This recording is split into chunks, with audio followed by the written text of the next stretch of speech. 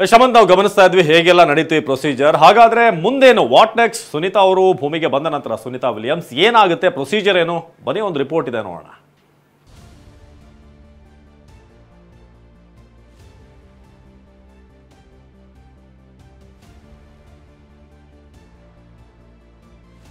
ಬಾಹ್ಯಾಕಾಶದಿಂದ ಸುರಕ್ಷಿತವಾಗಿ ಸುನೀತಾ ವಿಲಿಯಮ್ಸ್ ಮತ್ತು ಬ್ಯಾರಿ ವಿಲ್ಮೋರ್ ವಾಪಸ್ ಆಗಿದ್ದಾರೆ.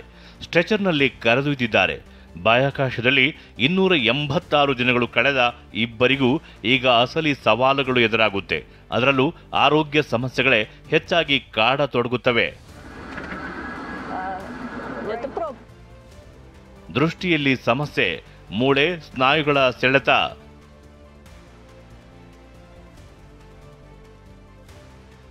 ಮರಳಿ ಬಂದ ಗಗನಯಾನಿಗಳಿಗೆ 1 ತಿಂಗಳ ನರಕ. ಈ ದೃಶ್ಯಗಳನ್ನು ನೋಡಿದ್ರೆ ಗೊತ್ತಾಗುತ್ತೆ ಬಾಹ್ಯಾಕಾಶದಲ್ಲಿ ಗುರುತ್ವಾಕರ್ಷಣೆಯ ಬಲ ಎಷ್ಟು ಕ್ಷೀಣವಾಗಿರುತ್ತೆ ಅಂತ. ಬಾಹ್ಯಾಕಾಶದಲ್ಲಿ ಎಲ್ಲವೂ ತೇಲುತ್ತಿರುತ್ತೆ. ಭೂಮಿಯ ಮೇಲಿನ ಗುರುತ್ವಾಕರ್ಷಣೆಯು ವಸ್ತುಗಳಿಂದ ಹಿಡಿದು ನಮ್ಮ ದೇಹವನ್ನ ಕೂಡ ನಿಯಂತ್ರಣದಲ್ಲಿಡುತ್ತೆ, ನೆಲದ ಮೇಲೆ ನಿಲ್ಲುವಂತೆ ಮಾಡುತ್ತೆ. ಆದರೆ ಬಾಹ್ಯಾಕಾಶದಲ್ಲಿ ತೇಲುವ ಸ್ಥಿತಿ ಇರೋ ಕಾರಣ ಗಗನಯಾನಿಗಳು ಇಷ್ಟು ದಿನ ತೂಕವೇ ಇಲ್ಲದಂಥ ಅನುಭವ ಪಡೆದಿರುತ್ತಾರೆ. ಗಗನಯಾನಿಗಳು ಭೂಮಿಗೆ ಮರಳಿದ ಮೇಲೆ ಭೂಮಿಯ ಗುರುತ್ವಾಕರ್ಷಣೆಗೆ ದೇಹ ಒಗ್ಗಿಕೊಳ್ಳಲು ಸಾಕಷ್ಟು ಸಮಯ ಬೇಕಾಗುತ್ತೆ. ವಾತಾವರಣಕ್ಕೆ ಹೊಂದಿಕೊಳ್ಳಲು ಕೆಲವು ವಾರ, ತಿಂಗಳುಗಳೇ ಬೇಕಾಗುತ್ತೆ. ಯಾಕಂದ್ರೆ ಗಗನಯಾನಿಗಳಿಗೆ ತಮ್ಮ ದೇಹದ ಭಾರದ ಅನುಭವವೇ ಇರೋದಿಲ್ಲ. ನಡೆದಾಡಲು ಆಗದೆ ವಿಪರೀತ ಆಯಾಸ, ಬಲಹೀನತೆಯಿಂದ ಬಳಲುತ್ತಿರುತ್ತಾರೆ. ಬಾಹ್ಯಾಕಾಶದಲ್ಲಿ ಭೂಮಿ ಮೇಲಿನಂತೆ ಸ್ನಾಯುಗಳು ಕೆಲಸ ಮಾಡಲ್ಲ. ದೇಹದ ಭಾರವನ್ನ ತಡೆಯುವ ಶಕ್ತಿ ಕೂಡ ಸ್ನಾಯುಗಳು ಕಳೆದುಕೊಂಡಿರುತ್ತವೆ. ಕಾಲುಗಳು, ಬೆನ್ನು ಮತ್ತು ಕುತ್ತಿಗೆ ಭಾಗದಲ್ಲಿ ವಿಪರೀತ ನೋವುಂಟಾಗುತ್ತೆ. ಸರಿಯಾಗಿ ನೆಲದ ಮೇಲೆ ನಿಲ್ಲೋದಕ್ಕೂ ಆಗದಂಥ ಪರಿಸ್ಥಿತಿ ಸೃಷ್ಟಿಯಾಗುತ್ತೆ. ದೇಹದ ಸಮತೋಲನ ಸಾಧಿಸಲು ಪರದಾಡುವ ಗಗನಯಾನಿಗಳು 1% ಮಾಂಸಖಂಡವನ್ನ ಕಳೆದುಕೊಳ್ಳುತ್ತಾರೆ. ಇದರಿಂದಾಗಿ ಭೂಮಿಗೆ ಮರಳಿದಾಗ ಗಾಯಗಳಾಗುವ ಸಾಧ್ಯತೆ ಇದೆ. ಇದೇ ಕಾರಣಕ್ಕೆ ಅಂತರಿಕ್ಷದಿಂದ ಮರಳಿದ ಎಲ್ಲಾ ಗಗನಯಾನಿಗಳನ್ನ ಸ್ಟ್ರೆಚರ್ನಲ್ಲೇ ಕರೆದೊಯ್ಯುತ್ತಾರೆ. ಸ್ನಾಯುಗಳು ಮತ್ತು ಮೂಳೆಗಳನ್ನ ಬಲಪಡಿಸಲು ಪ್ರತಿನಿತ್ಯ ವ್ಯಾಯಾಮ ಮಾಡ್ತಾರೆ.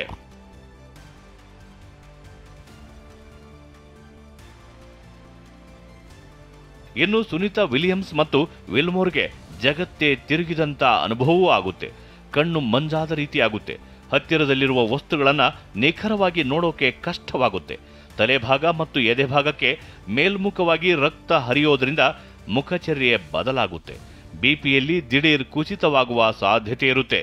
ತಲೆ ತಿರುಗಿ ಬೀಳುವ ಲಕ್ಷಣಗಳು ಕಾಣುತ್ತೆ. ಬೆಳಕಿಗೆ ಹೊಂದಿಕೊಳ್ಳಲು ಕಷ್ಟವಾಗುತ್ತೆ. ಶಬ್ದಗಳು ಕೇಳೋದು, ವಾಸನೆ ಹಿಡಿಯೋದು, ಹೀಗೆ ಎಲ್ಲ ರೀತಿಯಲ್ಲೂ ಸಮಸ್ಯೆ ಎದುರಾಗುತ್ತೆ.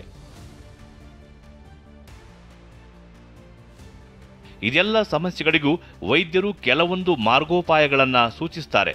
ಅದನ್ನ ಪಾಲಿಸಿದ್ರೆ ಕೆಲವೇ ವಾರಗಳಲ್ಲಿ ಸುನೀತಾ ಮತ್ತು ವಿಲ್ಮೋರ್ ಆರೋಗ್ಯ ಸುಧಾರಿಸುತ್ತೆ. ಭೂಮಿಗೆ ಮರಳುವ ಮೊದಲೇ ಸುನೀತಾ ವಿಲಿಯಮ್ಸ್, ನಾವು ಇಲ್ಲಿ ವ್ಯಾಯಾಮ ಮಾಡ್ತಿದ್ದೇವೆ, ಎಲ್ಲವನ್ನ ಎದುರಿಸೋಕೆ ಸಿದ್ಧರಾಗಿದ್ದೇವೆ ಎಂದು ಇಮೇಲ್ ಮಾಡಿ ವೈದ್ಯರಿಗೂ ತಿಳಿಸಿದರು.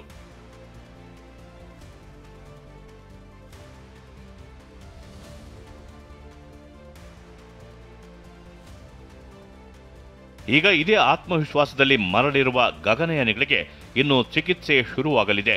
ವ್ಯಾಯಾಮದ ಮೂಲಕ ಜೀವನ ಶೈಲಿಯನ್ನ ಹೊಂದಾಣಿಕೆ ಮಾಡುವ ಕೆಲಸ ಶುರುವಾಗುತ್ತೆ.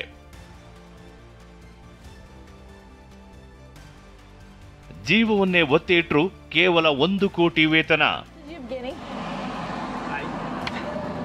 ಸುನೀತಾ ವಿಲಿಯಮ್ಸ್ ಭೂಮಿಗೆ ಬಂದಿರೋದು ಸಂತಸದ ವಿಚಾರ. ಆದರೆ ಇಷ್ಟೊಂದು ಅಪಾಯಕಾರಿ ಮತ್ತು ಜೀವವನ್ನೇ ಒತ್ತೆ ಇಟ್ಟು ಮಾಡುವ ಕೆಲಸಕ್ಕೆ ಸಂಬಳ ಎಷ್ಟಿರಬಹುದು ಅನ್ನೋ ಬಗ್ಗೆ ಚರ್ಚೆ ನಡೆದಿದೆ. ಆದರೆ ಇದರ ಬಗ್ಗೆ ಸಿಕ್ಕಿರುವ ಮಾಹಿತಿ ಮಾತ್ರ ಅಚ್ಚರಿಗೆ ಕಾರಣವಾಗಿದೆ. ಅಮೆರಿಕ ಕೇಂದ್ರ ಸರ್ಕಾರಿ ನೌಕರರ ವ್ಯಾಪ್ತಿಯಲ್ಲಿ ಬರುವ GS-15 ಗ್ರೇಡ್ನಲ್ಲಿ ಗಗನಯಾನಿಗಳಿಗೆ ವೇತನ ನೀಡಲಾಗುತ್ತೆ. ಈ ಪ್ರಕಾರ ವಾರ್ಷಿಕ 1,08,00,000 ರೂಪಾಯಿಯಿಂದ 1,41,00,000 ರೂಪಾಯಿಗಳವರೆಗೆ ವೇತನ ನೀಡುತ್ತೆ. ಇನ್ನು ವೇತನ ಹೊರತುಪಡಿಸಿ ಈ 9 ತಿಂಗಳ ಮಿಷನ್ಗೆ ನಾಸಾ ಹೆಚ್ಚುವರಿ ವೇತನ ನೀಡುವ ಸಾಧ್ಯತೆ ಇದೆ. ಅದು ಅಂದಾಜು 81 ಲಕ್ಷದಿಂದ 1,05,00,000 ರೂಪಾಯಿವರೆಗೂ ಆಗಬಹುದು ಎನ್ನಲಾಗ್ತಿದೆ.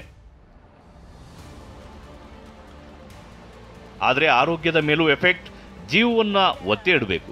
ಯಾವಾಗ ಏನಾಗುತ್ತೋ ಗೊತ್ತಿಲ್ಲದ ಇಷ್ಟೊಂದು ಹೈ ರಿಸ್ಕ್ ಕೆಲಸಕ್ಕೆ ಇಷ್ಟು ಕಡಿಮೆ ಸಂಬಳನ ಅನ್ನೋ ವಿಚಾರ ಈಗ ಚರ್ಚೆಗೆ ಗ್ರಾಸವಾಗಿದೆ.